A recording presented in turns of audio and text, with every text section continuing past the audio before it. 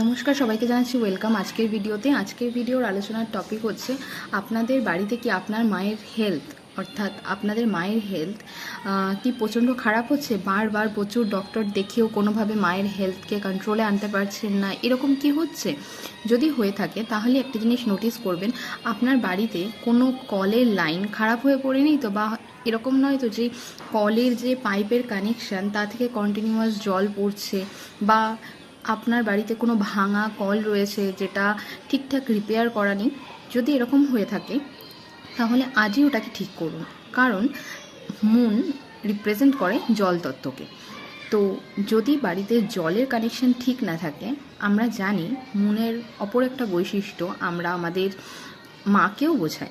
তো যদি জলের লাইন ঠিক না থাকে সেক্ষেত্রে কিন্তু মায়ের হেলথ ইস্যু বাড়ার সম্ভাবনাটা বৃদ্ধি পায়।